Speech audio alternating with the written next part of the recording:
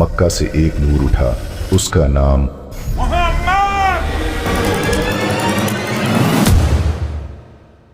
Mohammad series के इस भाग में आपका खुशामदीद है। इसके बाद पैगंबर सल्लल्लाहु अलैहि वसल्लम को सिदल मुंतहा स्वर्ग का अंतिम किनारा तक ले जाया गया, जहां उन्होंने जन्नत और जहन्नम के दृश्य देखे।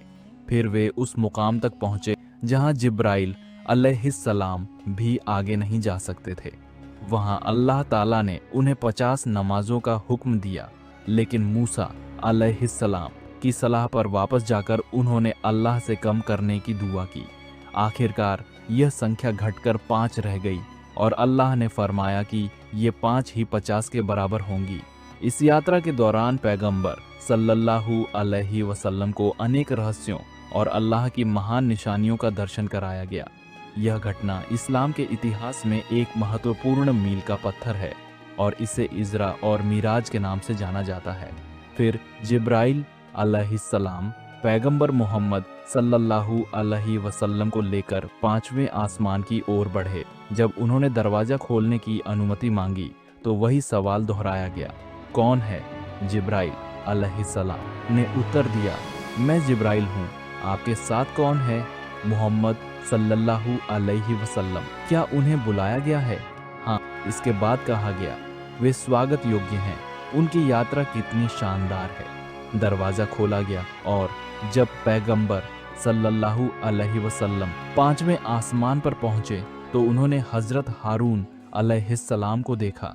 जिब्राइल अलैहिस्सलाम ने कहा, यह हारून है, इन्हें सलाम करें। पैगंबर सल्लल्लाहु अलैहि वसल्लम ने उन्हें सलाम किया और हारून अलैहिस्सलाम ने जवाब दिया, आपका स्वागत है ओ नेक भाई और नेक नबी। छठा आसमान फिर जिब्राइल अलैहिस्सलाम पैगंबर सल्लल्लाहु अलैहि वसल्लम को लेकर छठे आसमान की ओर बढ़े और वहां का दरवाजा खुलवाने की अनुमति मांगी। वही सवाल पूछे गए और दरवाजा खोला गया। जब वे अंदर पहुंचे तो उन्होंने हजरत मूसा अलैहिस्सलाम को देखा।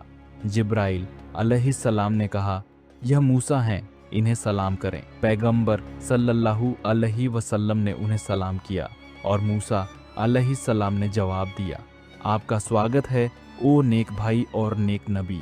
इसके बाद जब पैगंबर सल्लल्लाहु अलैहि वसल्लम आगे बढ़े तो मूसा अलैहिस्सलाम रोने लगे। जब उनसे पूछा गया कि वे क्यों रो रहे हैं तो उन्होंने कहा, मैं इसलिए रो रहा हूँ कि मुझसे बाद में एक नबी भेजा गया जिसकी उम्मत मेरी उम्मत से ज्यादा जन्नत में जाएगी।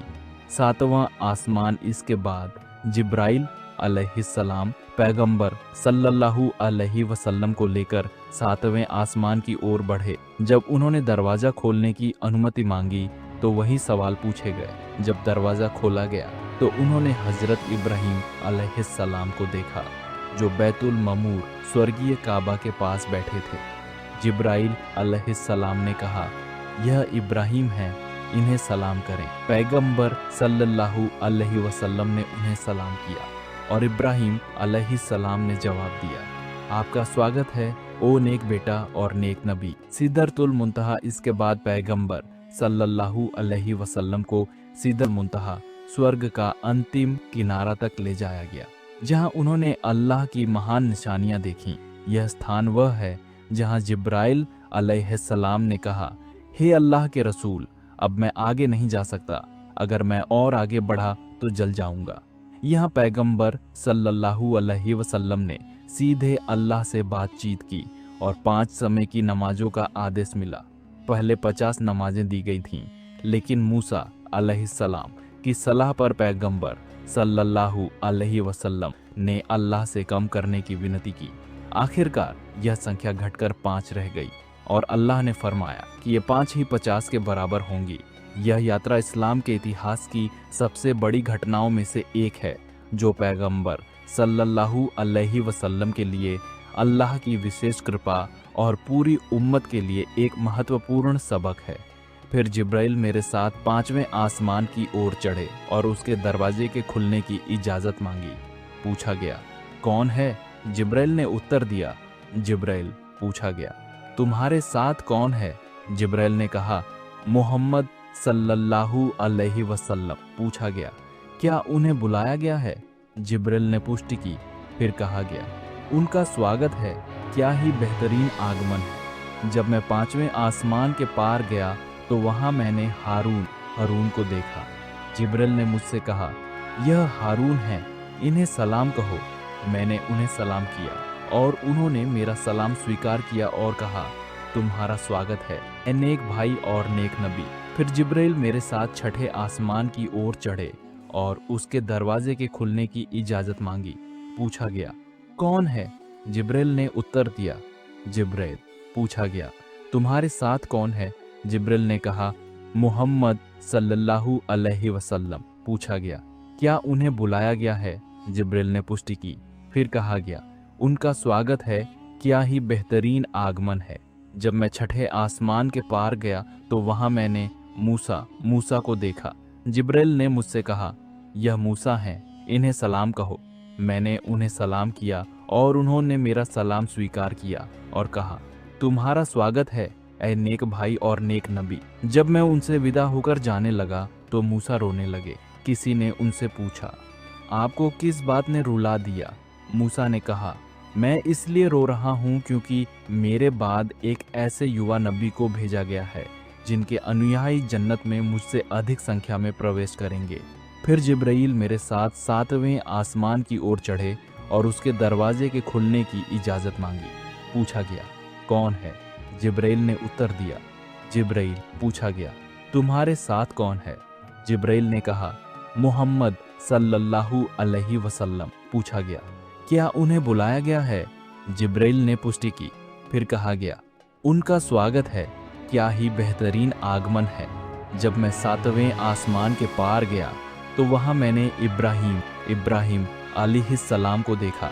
जिब्राईल ने मुझसे कहा, यह आपके पिता हैं, इन्हें सलाम कहो। मैंने उन्हें सलाम किया और उन्होंने मेरा सलाम स्वीकार किया और कहा, तुम्हारा स्वागत है, ऐ नेक बेटा और नेक नबी। फिर मुझे सिदरतुल मुंतहा यानी अंतिम सीमा का बेर का पेड़ तक ले जाया गया। देखो, इसके फल हिज्र मदीना के पास एक स्थान के बड़े घड़ों की तरह थे और इसकी पत्तियां हाथी के कानों जितनी बड़ी थीं। जिब्रील ने कहा, यह सिदरतुल मुंतहा है। देखो, वहां से 4 नदियां बह रही थीं, 2 छिपी हुई थीं और 2 दिखाई दे रही थीं। मैंने पूछा, ऐ जिब्रील, ये 2 प्रकार की नदियां कौन सी हैं? उन्होंने उत्तर दिया, जो छिपी हुई हैं वे जन्नत की 2 नदियां हैं और जो दिखाई दे रही हैं वे नील और फरात यूफ्रेट्स नदियां हैं। फिर मुझे बैतुल मामूर यानी पवित्र घर दिखाया गया और मेरे पास 3 पात्र लाए गए, एक शराब से भरा हुआ, दूसरा दूध से और तीसरा शहद से। मैंने दूध को चुना। इस पर जिब्रील ने कहा, यह इस्लाम का धर्म है जिसे तुम और तुम्हारे अनुयायी अपनाएंगे। फिर मुझ पर नमाजें अनिवार्य की गईं, एक दिन में 50 नमाजें। जब मैं वापस लौटा तो मेरी मुलाकात मूसा अलैहिस्सलाम से हुई। उन्होंने मुझसे पूछा, आपको क्या आदेश दिया गया है? मैंने उत्तर दिया, मुझे प्रतिदिन 50 नमाजें पढ़ने का आदेश दिया गया है। मूसा अलैहिस्सलाम ने कहा, आपकी उम्मत 50 नमाजें नहीं सह पाएगी। अल्लाह की कसम, मैंने आपसे पहले लोगों को आजमाया है और बनी इज़राइल के साथ पूरी कोशिश कर चुका हूँ, लेकिन वे इसे सहन नहीं कर सके। अपने रब के पास वापस जाइए और इस बोझ को हल्का करने की प्रार्थना कीजिए। इस पर मैं वापस गया और अल्लाह ने 10 नमाजें कम कर दी। फिर मैं मूसा अलैहिस्सलाम के पास आया, लेकिन उन्होंने वही कहा जो पहले कहा था। मैं फिर अल्लाह के पास लौटा और अल्लाह ने 10 और नमाजें घटा दी। जब मैं दोबारा मूसा अलैहिस्सलाम के पास आया तो उन्होंने फिर वही सलाह दी। मैं फिर अल्लाह के पास गया और अब 10 नमाजें अनिवार्य रह गईं। जब मैं वापस लौटा तो मूसा अलैहिस्सलाम ने फिर वही कहा, इसलिए मैं फिर अल्लाह के पास गया और अब 5 नमाजें अनिवार्य कर दी गईं। जब मैं मूसा अलैहिस्सलाम के पास पहुंचा तो उन्होंने पूछा, आपको अब क्या आदेश दिया गया है? मैंने कहा, मुझे दिन में 5 नमाजें पढ़ने का आदेश दिया गया है। मूसा अलैहिस्सलाम ने कहा, आपकी उम्मत 5 नमाजें भी सहन नहीं कर पाएगी। मुझे इससे पहले के लोगों का अनुभव है और मैंने बनी इस्राइल के साथ पूरी कोशिश की थी। फिर से अपने रब के पास जाइए और कमी के लिए विनती कीजिए। मैंने उत्तर दिया, मैं अपने रब से बहुत अधिक अनुरोध कर चुका हूँ। अब मुझे शर्म आती है, लेकिन अब मैं संतुष्ट हूँ और अल्लाह के आदेश को स्वीकार करता हूँ। जब मैं वापस गया तो मैंने एक आवाज़ सुनी। मैंने अपना हुक्म जारी कर दिया और अपने बंदों का बोझ हल्का कर दिया है। इस वर्ष यसरिब मदीना के 12 लोग मक्का आए, जिनमें से 10 खजरज जो यहूदी कबीला था से थे और 2 ओस कबीले से थे। उन्होंने मक्का के उत्तर में स्थित एक पहाड़ी पर पैगंबर मोहम्मद सल्लल्लाहु अलैहि वसल्लम के साथ निष्ठा की शपथ ली। इस शपथ को औरतों की बैत कहा गया, हालांकि इस समय वहां कोई औरत मौजूद नहीं थी। इसे यह नाम इसलिए दिया गया क्योंकि इस शपथ में पुरुषों को पैगंबर सल्लल्लाहु अलैहि वसल्लम और उनके धर्म की रक्षा के लिए हथियार उठाने की कोई बाध्यता नहीं थी। यह वही शपथ थी जो बाद में औरतों से भी ली गई थी। इस शपथ की शर्तें इस प्रकार थीं: हम अल्लाह के साथ किसी को साझी नहीं करेंगे। 2. हम चोरी नहीं करेंगे। 3. हम जिना, व्यभिचार या अनैतिक संबंध नहीं बनाएंगे। 4. हम अपनी संतान की हत्या नहीं करेंगे, जैसा कि उस समय के मुशरिक अरब गरीबी के डर से करते थे। 5. हम झूठे इल्जाम और मनगढ़ंत बातें नहीं बनाएंगे। 6. हम हर उचित चीज में पैगंबर सल्लल्लाहु अलैहि वसल्लम की आज्ञा का पालन करेंगे और हर परिस्थिति में उनके प्रति वफादार रहेंगे। जब इन लोगों ने इस शपथ को पूर्ण निष्ठा के साथ स्वीकार कर लिया तो पैगंबर सल्लल्लाहु अलैहि वसल्लम ने अपने एक सहाबी मुसअब इब्न उमैर रज़ियल्लाहु अन्हु को उनके साथ भेज दिया ताकि वे उन्हें इस्लाम के मूल सिद्धांतों और उपासना की विधियों की शिक्षा दें।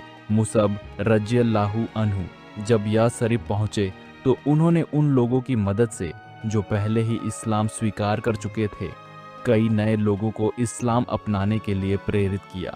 खास तौर पर उसैद इब्न हुजैर जो शहर के प्रमुख व्यक्ति थे और सद इब्न मुआज जो कबीले के सरदार थे, इस्लाम स्वीकार कर चुके थे। इस्लाम इतनी तेजी से फैला कि यसरिब में शायद ही कोई घर बचा था जहां कोई मुसलमान न हो। मैं आप सभी से एक बहुत ज़रूरी बात शेयर करना चाहता हूँ।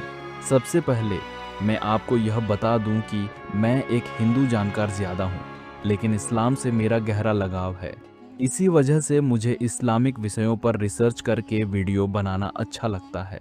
जब मैंने इस्लाम के बारे में पढ़ना और समझना शुरू किया तो मुझे एहसास हुआ कि यह एक बहुत ही खूबसूरत और सच्चा मजहब है। इस्लाम केवल एक धर्म नहीं, बल्कि पूरी जिंदगी को सही तरीके से जीने का तरीका सिखाता है। इसमें इंसानियत, प्रेम, भाईचारा और अल्लाह की रहमत से भरपूर ज्ञान है। मैं जो भी बातें आप तक पहुंचाता हूं, वह बिना किसी आधार के नहीं होती। मैं हर विषय पर पूरी रिसर्च करता हूं, किताबें पढ़ता हूं, इस्लामिक स्कॉलर्स की बातें सुनता हूं और तब जाकर आपके सामने पेश करता हूं।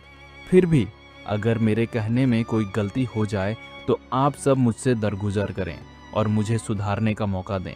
अगर आपको मेरी यह कोशिश अच्छी लगे तो इस चैनल को सब्सक्राइब ज़रूर करें ताकि हम मिलकर इस्लाम के सही संदेश को और ज़्यादा लोगों तक पहुंचा सकें। इस वीडियो को ज़्यादा से ज़्यादा शेयर करें ताकि और लोग भी इस्लाम के बारे में सही जानकारी हासिल कर सकें।